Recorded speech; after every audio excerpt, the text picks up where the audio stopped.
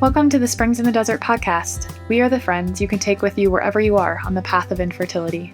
If this podcast has been a blessing to you, would you consider giving a gift today to ensure that those on the path of infertility always have a friend in their back pocket? Thanks for your support, and let's dive in.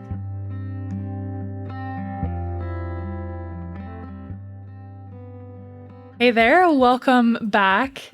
Listeners, today we're going to continue the discussion on the theology of the body. So if you didn't listen to episode 1, it's linked in the show notes, and I really encourage you to start there. That will give you a history, the landscape, where did theology of the body come from, what is it, and what isn't it? And so today we are going to dive deeper into what it is and what it tells us about God and ourselves. And I think it's so good to just start. I want to start really just a foundational level that what does theology mean? And so when you put that word in a title with theology of the body, what does that tell us? So Chris, could you break that down for us? Yeah, so theology is two words. It's theos, which is God, and then ology, which is at the end of all of the things we study, like biology, physiology, that O-L-O-G-Y, that word is logos, as in the word became flesh, right? The logos, the word. So the theology is a word about God. And to understand what word means, it's not just like a series of letters, but it's the thing that the series of letters indicates. It's the meaning of things. So when John says the word became flesh, what he means is the meaning of things, like the thing that is being expressed through all things, like what's behind it, right? So like C-A-T means cat, but you could say gato if you were Spanish. But what is meant is that thing that walks around with a tail. Like that's the logos. It's not the words, it's the meaning that's behind it, right? And so whenever you do something with an ology, like biology, it's an understanding of the meaning of bios, which is life, an understanding of the meaning of God, understanding of a meaning of physiology. This is why you would have a physiology book, which is you would write out how can we understand this phenomenon, life? How can we understand the body, physiology, right? So a theology is a way of understanding God and understanding an explanation or explication about who God is, right? So that's what theology always is. So theologians write books to try to explain what they understand about God, okay? And so a theology of the body is a weird thing to say, right? Because, how is it that the body can give you an understanding of God? Like the body is an explanation of God, right? And what the heck? Like, what are we even talking about? And I think this is an important conviction. I think this is true. This is my feeling about that, is that you can't have a theology of the body unless you have a God who takes on a body. Like if you don't have an incarnation, if you don't have God in the flesh, then the flesh and God are just forever separated. Like they're just totally different categories. There's no connection, right? That God is, the big word that we use in theology is transcendent. It's something completely different than anything you can imagine, and so there's nothing on earth that gives you access. Well, in the incarnation, that's precisely what happens, is that Jesus' own body gives us access to who God is, that God communicates himself by being present in the flesh. That's a huge thing, right? So, last episode, we kind of talked a little bit about what theology of the body isn't, and sometimes we maybe mistake the theology of the body for being like a sexual ethic or a rule book about what's okay or what's not okay. But, Jesus being present in the world isn't just about who you can have sex with and who you can't. Like that's, or like how short your skirt can be or whatever. Like it's like a bigger category than that. So the theology of the body is rooted in the incarnation of Christ, that God becomes flesh And that says something about not only God, but also the flesh, right? So like Gaudium et Spes 22 was like John Paul II's favorite passage from the Second Vatican Council. And it said, Jesus I'm going to butcher it, but Jesus in the revelation of the Father reveals man to himself. So Jesus is not only revealing who God is, telling us who God is, but he's also at the same time telling us who man is or what man is at the same time. And so the human body, the human existence, I mean, here's another way to put it, like the human person, the human nature is capable of communicating God. And that says something about the human nature. Here's another way to think about it. There's like these little hymns and titles in the Eastern rites of the church about Mary. And one of them says of her, he who the universe could not contain, you conceived within your womb. Which means like Mary's bigger on the inside than she is on the outside. Like she can hold within herself more than what the universe can hold. And that's not because she's another god or something like that. It's because she has a human heart, and the human heart is like that big, And so the theology of the body is, how can we understand God? What does the body tell us about God so that we can understand it? And it's rooted in the incarnation of Christ. Man. Yeah. That was so good. Yeah, if it's here's the bumper sticker version. If it's a theology of the body, then it's God's body we're talking about. And that's Christ's body. Yeah. That's like the bumper sticker version of it, right? Yeah. Trey, do you have thoughts about that? I'm sure you do. Yeah, just a couple things to add. These are my own words. These are not the church's words or John Paul II's words, but I think of the theology of the body as a love letter to our incarnational faith. Like, it's because our faith is incarnational that makes a lot of these things true, that I can see beauty in what is around me and in other people, because God took on a body and has redeemed human life and the human heart and human bodiliness. Like, that is what makes all of that possible. It's because of the incarnation, like Chris said. And one other thing to add about that quote from Gaudium et Spes: Christ, through the mystery of the Father and his love for us, he reveals man to himself and makes his supreme calling clear. Not only does he show us who we are, but he also shows us where we should go, where we're called to go, in a universal way and in a particular way. Like, our universal call to holiness and to sainthood, but also my particular call to live the way that my life is being led to go, right? Only Christ can reveal that to me. Only Christ. Yeah, it's so beautiful. Like, what he's saying there, I mean, I'm so glad you said that, Trey, because it's exactly right. Life is difficult and confusing. I mean, we're talking to people who are struggling with infertility. It's the Springs and Desert podcast, right? And if there's anything that we can say with any certainty about it, is that it's difficult and confusing. Like, I don't understand what Springs in the Desert is trying to do isn't like solve the problem of infertility, right? It's helping you to understand what does all this mean? That's actually the suffering.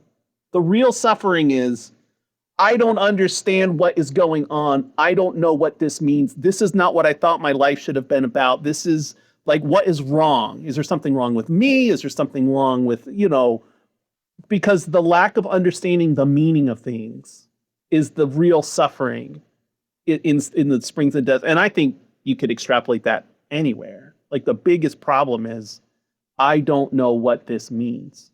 And what Jesus makes clear is what it means. Like, what your life means and what it's for and what your vocation, what's the meaning of your life, what's the meaning of the things that are going on, and what you should do about it, like what path you should be walking. Like, that's what Jesus came to reveal. And he reveals that not in the first instance by all of the things that he said, although all of the things he said are essential and critical, right? But in the first instance, by being a body in the first place, existing in the world, having a body, eating and drinking. And by doing that, he shows us all of those things are good. Yeah. Even suffering and dying. And even suffering and dying and rising again. Those are all bodily realities. Those are things that human beings do.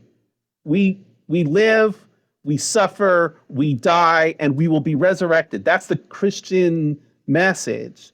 And Jesus reveals that whole meaning. And those are bodily things. Even teaching is a bodily thing. Even speaking with human words and moving with a human body in the world, that's what Jesus came to reveal.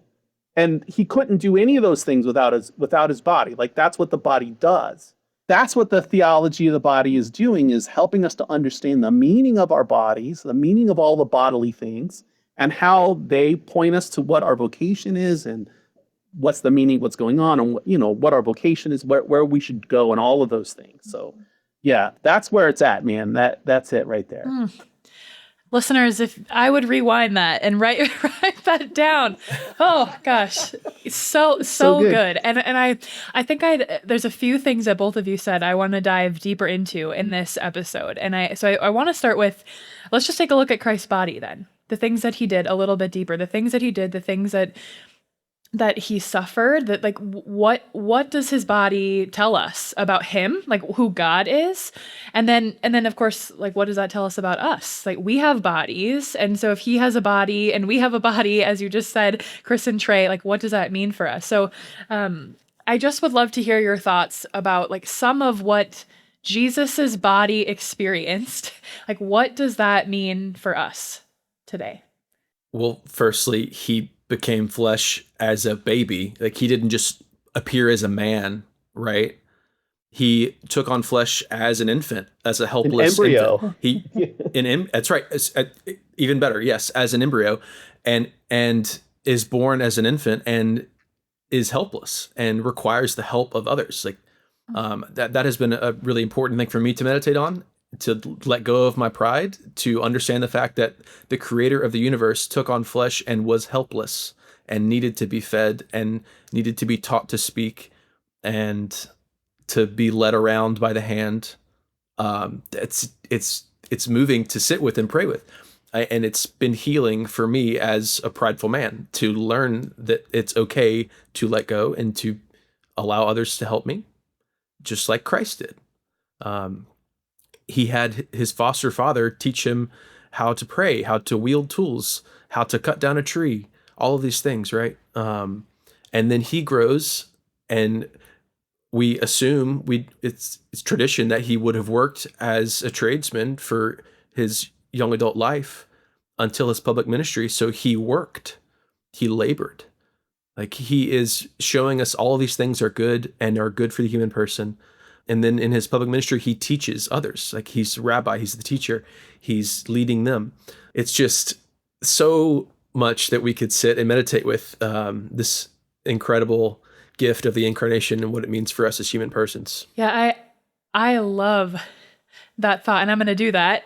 Yeah, praying through like all the, I love the rosary in particular because it really gives you an opportunity to pray about, different portions, but of Jesus's life.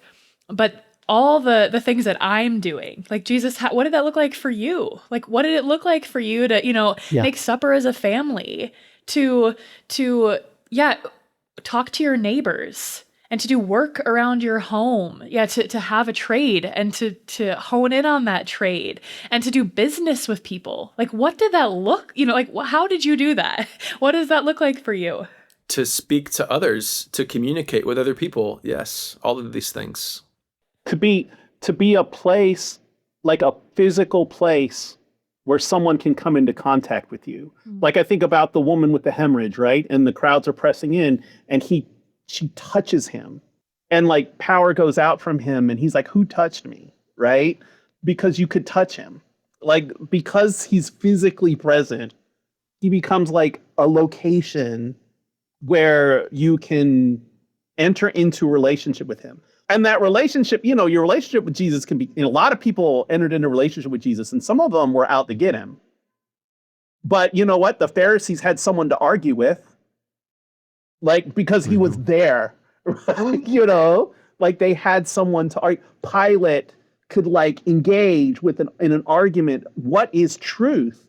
Because Jesus was like physically there. I mean, I think that's one of the most beautiful silent moments in Scripture is when Pilate says, quies veritas, what is truth? And then there's no like answer. Like in the Bible, it just goes on, and it's like the entire truth is standing right there. He's standing there, like physically right there. Like you can touch the truth. Like because he said in another place, I'm the truth.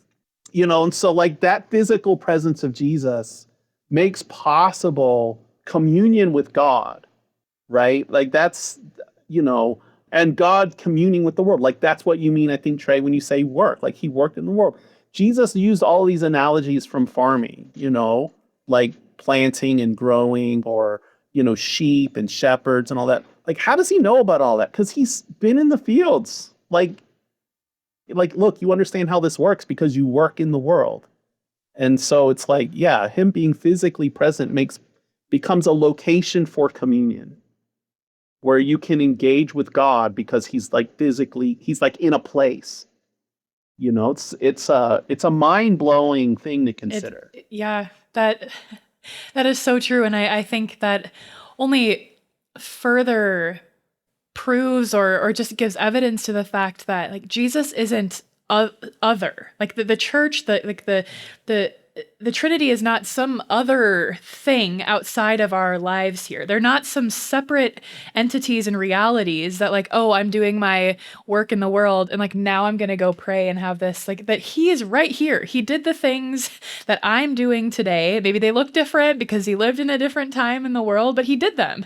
He did them and that brings meaning.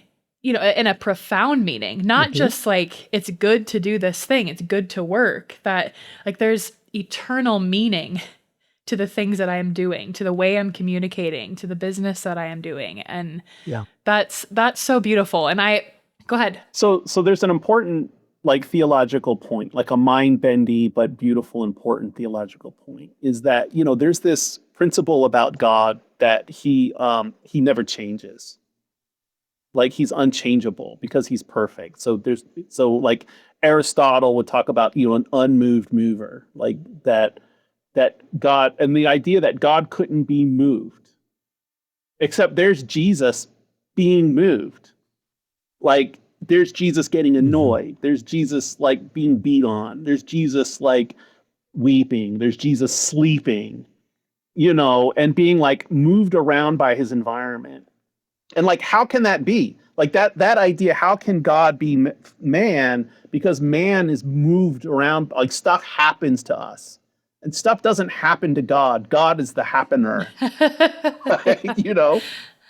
Well, what is revealed in Jesus is that Jesus is the Son of the Father, who is receptive, who accepts what the Father gives. And so the accepting of what the Father gives is part of God. And so Jesus can take on the flesh and he can eat, he can be touched, he can be moved. And all of those things are gifts that come to him from as the Father. So his nature as God doesn't change because he takes on flesh. It's because the receptive dimension of the Son, the sonship of Jesus, is what makes the Son the one that's capable of taking on flesh it's not the Father that comes in the flesh, it's the Son, the one who receives. And so all of the things that happen to Jesus, all of the things that move him, doesn't change his human nature. Even dying, which is an unthinkable thing that God could die, like God could suffer a passion. That's the fundamental revelation of how we understand God, is because receptivity, things happening to you, is already baked into the cake of who God is. Like he's capable of being moved. And so like our capability of being moved, when stuff happens to us, when we're mistreated, or when we eat, or when we like stuff happens, we're not somehow not like God. We maintain our being God-like, our being created in the image of God in the first place. Like stuff happening to us is not a diminishment of our dignity.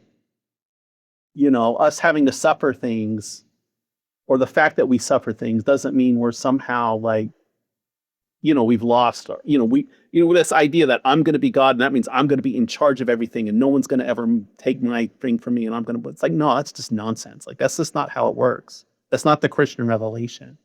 The Christian life is an acceptance of that which comes from God, which is every little thing, like every single little thing. Yeah. Yeah, that's so beautiful. And just so much to ponder there. And I think it's just what I hope for the listeners, for our community, is that they have some space to just sit with this. That it's not just something that we're hearing and like me, like, oh my gosh, this is just like straight fire from the Holy Spirit into my heart.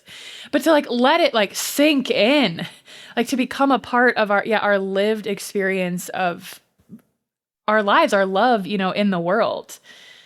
Yeah, that's what my hope is for listeners. Can I offer an encouragement there? So for me, I view really my entire walk with the Lord as a spiral staircase that's heading down, like downstairs. We're going deeper, and we're looking at, like, I'm looking at the same thing in the middle of the staircase from a different perspective each time, but he kind of takes me deeper and deeper and deeper on the same things. And these truths are a huge part of that, and how they have impacted my heart. So an encouragement to people that's okay to continue to do that and to wrestle with it over time, and for the Lord to take you back to the same place, and for you to say, we were here like a few months ago. I don't want to talk about my identity again, Lord. I don't want to do this again. He's like, yeah, we need to go here together. Well, he's going to lead you there and lead you through it. I thank you for sharing that. It's reminded me. So I'm currently in like the middle of a 4-month like group personal training program right now. And the goal is to build healthy habits, to eat well, to move my body. Like those are good things. But I'm not facing physical obstacles to doing that. I'm facing like deep spiritual beliefs, like truths about who God is, who I am, that I have to work through in order to like open my door to get to the gym. That's just in my garage. Yeah. Like that. Yeah. I don't have to go far to, thanks be to God, to do this thing, like this physical thing. And something that I've been reflecting on for this whole time is that I'm on the way. And that's the best place to be, is on the way. Like it's a path. We at Springs in the Desert talk very intentionally about the path of infertility. We use that word intentionally, and that it's like the spiritual life is full of growth. Like that the point is to grow, right? To go down that, that staircase, that I am on the way. I'm on the way, and Jesus is holding my hand, and he's carrying me most of the way. He's the one who's doing a lot of that work. And I just wanted to take a moment to encourage listeners who are like, oh my gosh, this is so deep. I've maybe read the Theology of the Body before, maybe I haven't, but this is big, big stuff. What that reminds me of Catherine of Siena, so the significance of the incarnation for us and the path that you're talking about. Catherine of Siena very famously said, all the way to heaven is heaven already. It's not like I've got to go through these things so that I can get to heaven, because like being in heaven is being with Jesus, right? And so what she says is, all the way to heaven is heaven already, because Jesus said, I am the way.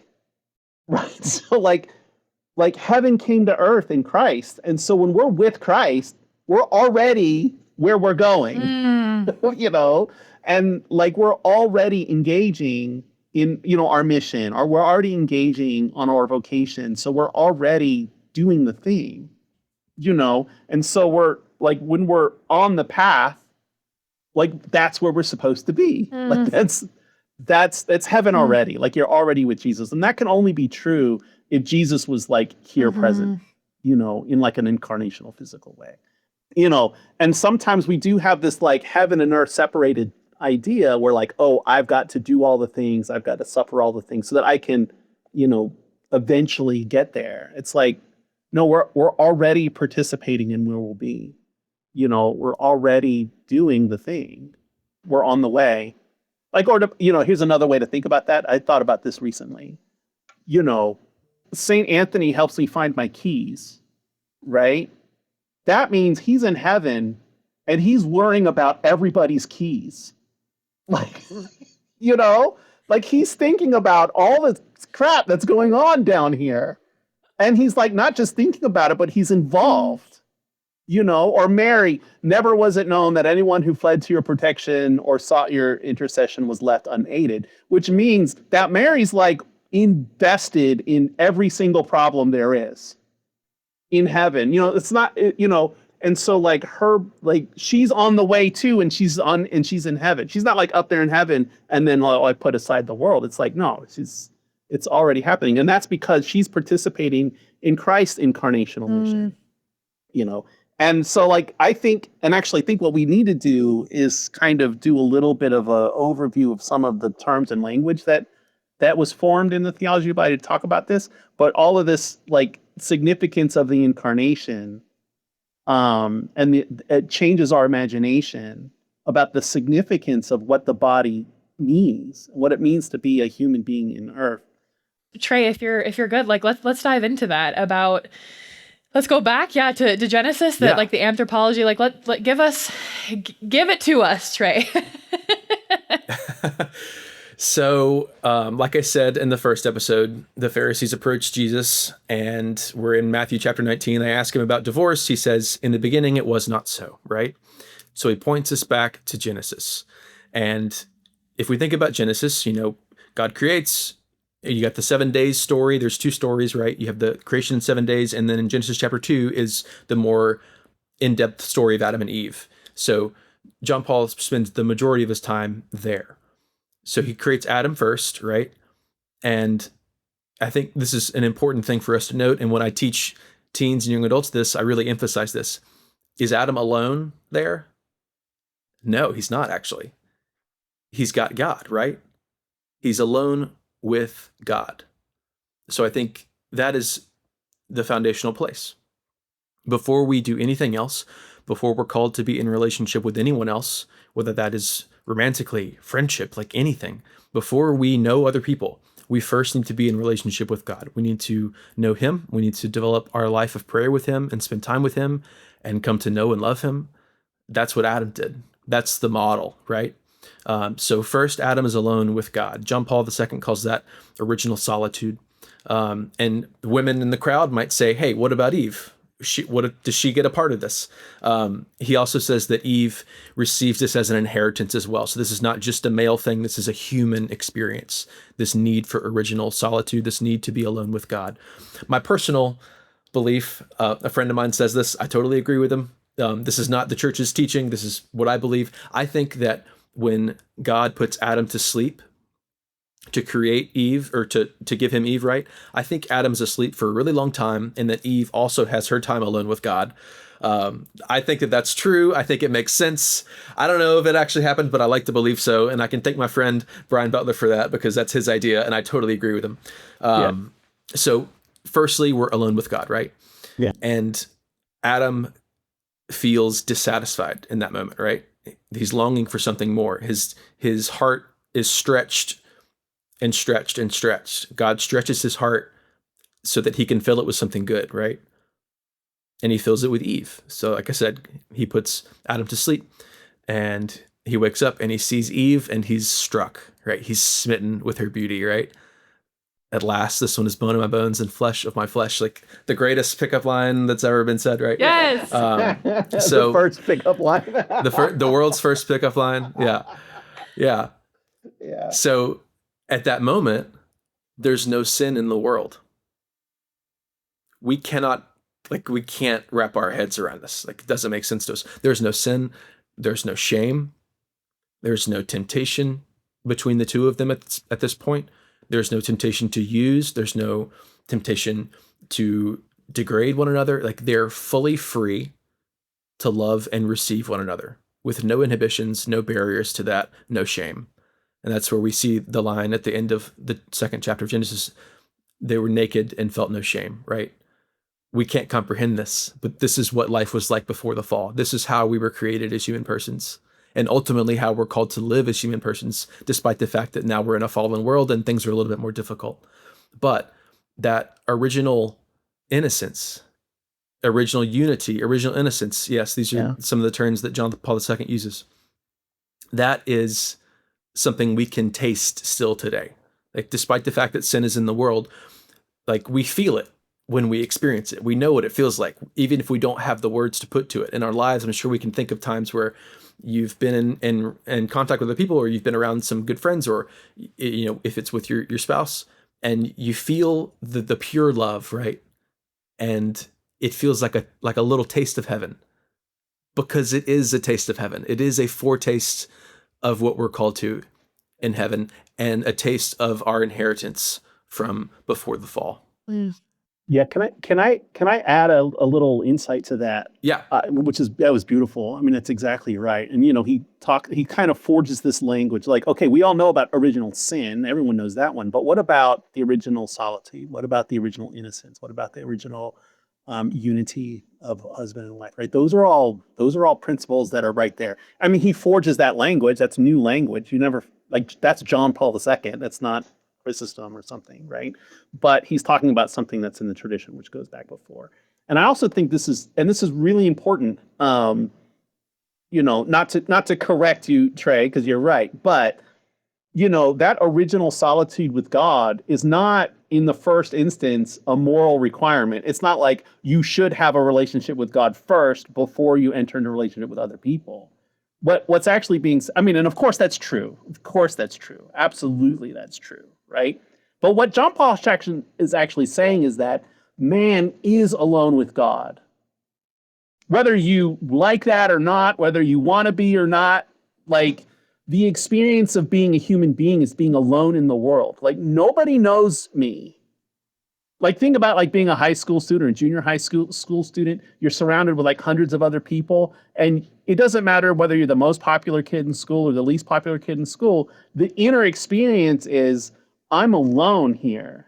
Like, nobody knows me, nobody sees me, nobody understands me. The truth is, I have an interior life that is secret. And the only one that sees that is God. Like, God sees it. Whether I love God or whether I hate God, whether whether I want to follow him or whether I want to reject him, that's a secondary thing. The primary thing is God's a thing. Like, God's there and he sees that, you know? And so our original solitude with God is a fact. It's like it's an element of our anthropology. It's an aspect of what it just means to be a living, intelligent being, right? And then our original unity, that like, oh, I can enter into, there's another solitude out there. Like when when Adam is alone and he's naming all the animals, he can like look at the world and he can understand the world, but nothing understands him. Nothing sees him. And then when Eve comes into the world, there's another solitude that can look back and can give Adam a name, right? And so just the reality is we live in a communal relationship with one another, where each of us being these individual solitude, each of us having our own, because Eve has an interior life of her own, she can see and understand Adam. And that's a fact. That's not like something she should do. It's just something that's just how it is, you know? And so that original unity is part of our anthropology. It's a dimension of the human heart, you know? And then when original sin comes, it's how we can use our intelligence to break down those patterns and undermine the original innocence. But the whole reason why we have an intellect, why we have a will, why we have emotions, why we have a body, why all of the things that make us human beings, the whole reason for that is so that in our solitude, we can enter into communion with one another. Like the reason we have an intelligence is so we can speak. But, what sin reveals is we can misuse our speech to lie. but we couldn't possibly misuse our speech to lie if we didn't have the capacities for speech, the purpose of which is to enter into communion with another. So the original innocence remains. Like it's the thermodynamics of what it means to be human. And you can't break the thermodynamics, right? It's just like that's the reality that we're in. And so then once you understand all of those pieces, then the implications for why should we work on our relationship with God before we work on our relationship with others? Why should we not lie? Why should we not steal? Whatever. Because those things are violating the principles of what it means to be human in the first place. And so then the moral stuff flows out as implications. But these ideas of original unity, original solitude, all these things that he's working out, what he's talking about is what is a human being. And he's forging a language to be able to talk about it. That's the lens we were talking about before. It's like, oh, okay, this is this dimension or this is that dimension at work. And he also talks about the importance of us being a communion of persons. Like we're created in the image and likeness of God, right? Who is a communion of persons. That's his image and likeness. So if we're in his image and likeness, then we are also made for a relationship with others and to be in communion with others. And John Paul even goes as far, and this is one of the more cutting edge things that he says in the Theology of the Body. He goes as far as to say that we're more the image of God when we're in communion with others than when we're alone. Like it's so important for our hearts to be in communion with other people. Mm-hmm. Yeah, like why are we so intelligent? And what is the meaning of that? Well, it doesn't make any sense until you enter into a relationship with another person and you realize being in a relationship with another person requires all of the intelligence I can muster. Because like it's, like, oh, now I understand why I have to be so smart. Because living with women is difficult. It requires you to be smart. And living with men and being in a relationship with them requires you to be smart. And so like, you got to use your head in order to enter into have proper relationships. And so like, oh, now I understand this at last is bone of my bone, flesh of my flesh. Like, oh, now I understand what am I for? I see Eve and I'm like, oh, that's why I have intelligence. That's why I have a male body. That's why I have emotions. That's why I have, memories. That's why I have a capacity for understanding, is because all of those things are engaged when I'm in relationship with another. And then that connects to the revelation of the Trinitarian God, is that God himself is a communion of persons, right? And so that's why the incarnation is even possible, why God's nature and human nature are compatible with each other, like why when God takes flesh, nothing is lost, or why when we embrace Jesus in our own life and we become Christians and we embrace his teachings, fully, we don't lose anything. Like we don't become less human, right? Or why grace builds and doesn't destroy nature. Like all of that is rooted. That's what's being explored there. And he's talking about that in a new way. But again, it's like nothing, it's the tradition. Yeah, I want to respond to everything both of you have said, because there's like, we need an episode on every sentence that you said. I want to just restate what you just said, Chris, because I think that is really, it's applicable to me, and I think it's going to be really relatable to listeners, that oftentimes in prayer, or at least maybe how prayer was modeled to me, it's like, okay, Lord, I have this desire, but if that's not your will, like I'll do what your will is. And it's like a second rate option, like I'm going to lose out on the things that I love and the things I want to do if I do your will, like if I do the thing that you have planned. And that is not what is happening in God's plan. When you abandon yourself to him, when you surrender your life to him, your desires, it doesn't mean that none of your desires will take place, or that you've lost like what is unique to you. You've, as you said, you don't lose your humanity and like the loves, the things, like God placed those desires in your heart, and you lose nothing. There's nothing lost, only added. Well, it makes sense of them.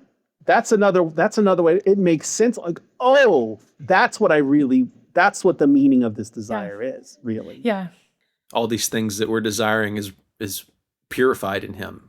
Yeah, it doesn't necessarily change the desire. It changes our understanding of the meaning of that desire, so that and how it can be fulfilled. Like when you struggle with infertility and you thought what you wanted was a baby, and then you're not able to have a baby for whatever reasons, and so your desires are frustrated, and you're super, super, super frustrated, and it's very hard, and you go through. But the reality is that even once you have, if by God's miracle or grace or whatever, a child comes, it's not like, oh, now all of my desires are satisfied. Everything I ever wanted happens and I can live happily ever after. It's like, no, it's like family life. Just there's like a whole other set of tasks now. Like there's a whole new set of things.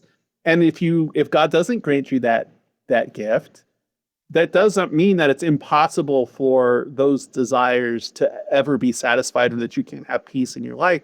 But it does mean you have to transform your understanding of what those desires are. And Christ makes sense of it, like Christ's passion and sufferings make sense of it in such a way so that we can find peace in this world, even if we don't get what we want, right? What we think we want.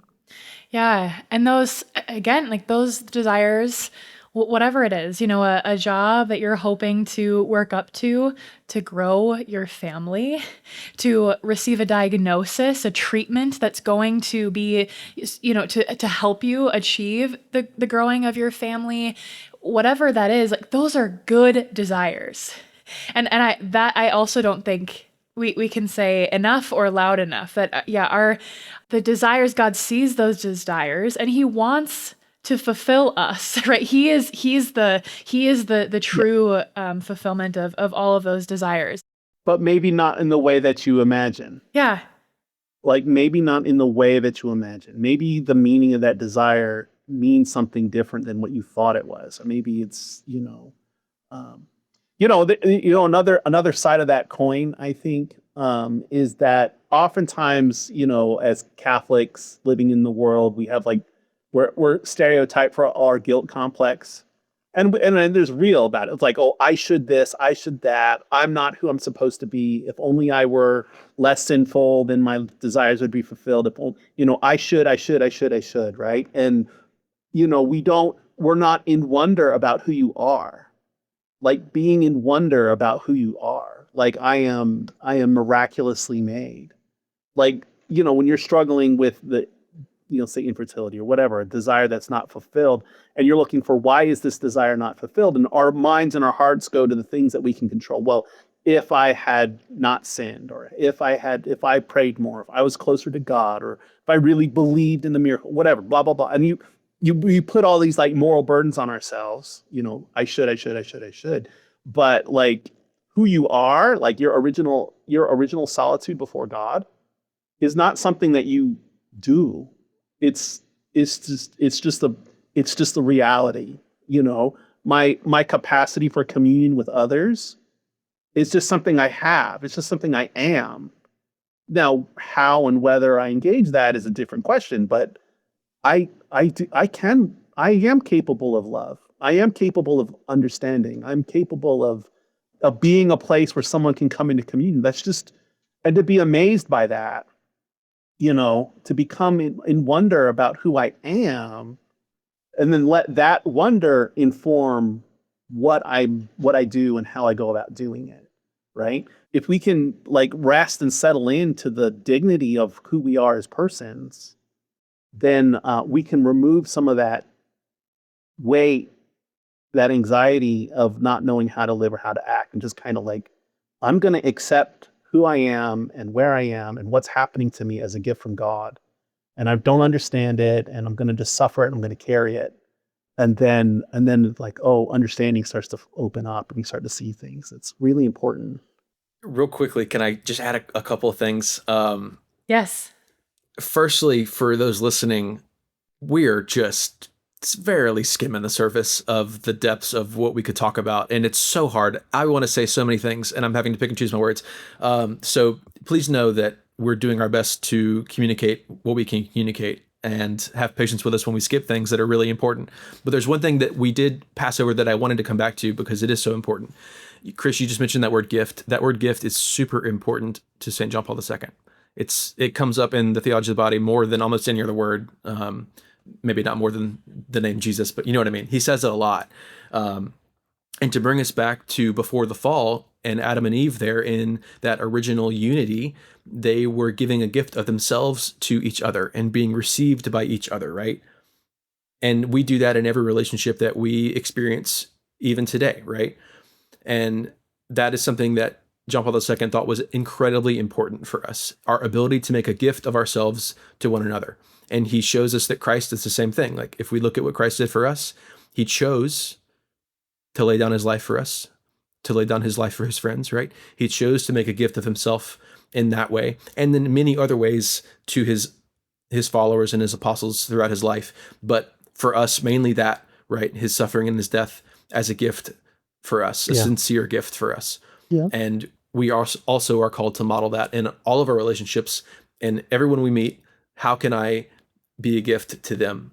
How can I make a gift of myself to those around me, to those in my life? It's so good. It's so good. And then also to have the eyes to see that the other person is a gift. Mm-hmm. That's right.